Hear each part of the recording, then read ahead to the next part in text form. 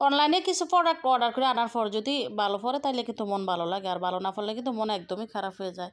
তো আসসালামু আলাইকুম, সবাই কেমন আছেন? আশা করি আল্লাহর রহমতে সবাই ভালো আছেন।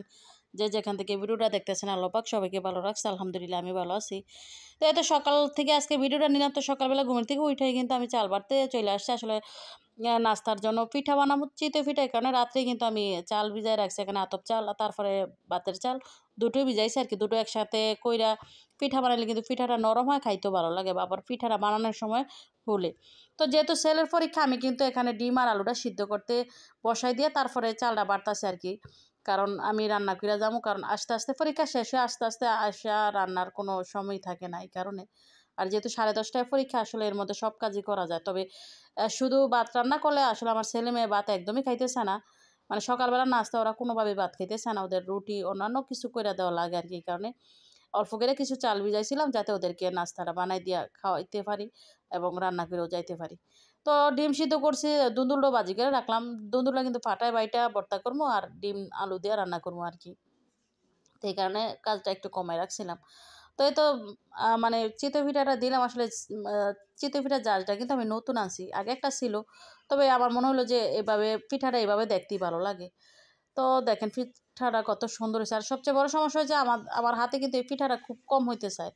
মানে অনেক সময় ফুলে না, বা কাঁচা থাকে। তো আজকে পিঠা খুব ভালো হইছে। আর সাথে কিন্তু আমি মরিচের ভর্তা কইরা নিছিলাম। আর এই পিঠাগুলা কিন্তু মরিচের ভর্তা অথবা মাংসের ঝোল, যে যেটাতে খায় আরকি। তবে আজকে মরিচের ভর্তা করছিলাম। তো এই তো মেয়ের নাস্তা খাওয়াই দিলাম। মেয়ে স্কুলে চলে যাইতেছে। সাথে আমার জায়ের মেয়ে ছিল। তো আর ছেলের নিয়ে আমি যাবো আরকি। তো এর মধ্যে নাস্তা দেখা গেছে নাস্তাও বানাইছি।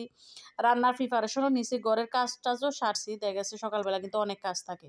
তবে যত কাজই হোক আমার মনে হয় যে মন দিয়া যদি ১ থেকে ১.৫ ঘন্টা কাজ করা যায় তাহলে কিন্তু সব কাজই কমপ্লিট করা যায়।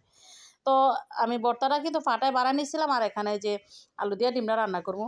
ডিমটা সিদ্ধ করে কিন্তু হাতে বাইঙ্গা এই আলু দিয়ে এভাবে রান্না করলে খুব ভালো লাগে। এই রান্নাটা আমি উত্তরবঙ্গের নাকি আলুঘাটি বলে ওই রান্নাটা দেখে শিখছি। তবে এভাবে রান্নাগুলো খুব ভালো লাগে। আর আজকে সাথে বোম্বাই মরিচ দিয়েছিলাম, আরও বেশি ভালো লাগছে।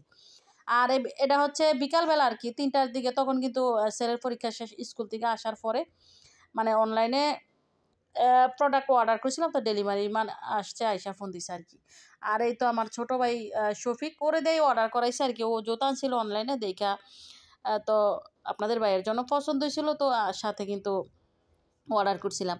তো সকালবেলা অর্ডার করার পরে কিন্তু বিকাল ৩টার দিকে নিয়ে আসছে আরকি। তো দেখা গেছে অনলাইন থেকে কিছু অর্ডার করার পরে যদি মানে যেটা প্রোডাক্টটা ঠিকঠাক মতো আসে তাহলে কিন্তু ভালো লাগে। তবে আজকে মানে আমার মনে হয় যে মোবাইলে যেটা দেখে অর্ডার করছিলাম ওইখান থেকে মানে সামনাসামনি বেশি ভালো লাগে। অনেক জিনিস আছে যে মোবাইলে ভালো লাগে, তবে সামনাসামনি ভালো লাগে না। তবে জুতাগুলা খুবই ভালো পড়ছে এবং টেকসই উন্নত মানের। যেহেতু এখন প্যাককাদার দিন, একদম সবসময় পরার জন্য আরকি আনছিলাম। তো আসলে আমার ছোট ভাই শফিকরে দিয়ে অর্ডার করাইছিলাম। তো ও এই কারণে ও সহ আসছে। তো আমিও সাথে আসছি।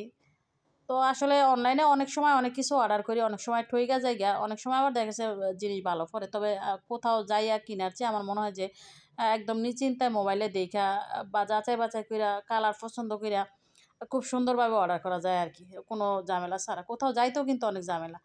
তো এই তো ডেলিভারি ম্যান মানে জিজ্ঞাসা করলো যে কেন, মানে আ ভিডিও করে বললাম যে আমার একটা ছোট্ট পেজ আছে। তো ভাইটা আমার পেজটা আবার দেখলাম যে সাথে সাথেই ফলো দিল আরকি। তো জুতাগুলো কিন্তু সত্যিই খুব ভালো ছিল। মানে খুবই সুন্দর ছিল এবং টেকসই ছিল। তো ধন্যবাদ সবাইকে। আল্লাহ হাফেজ।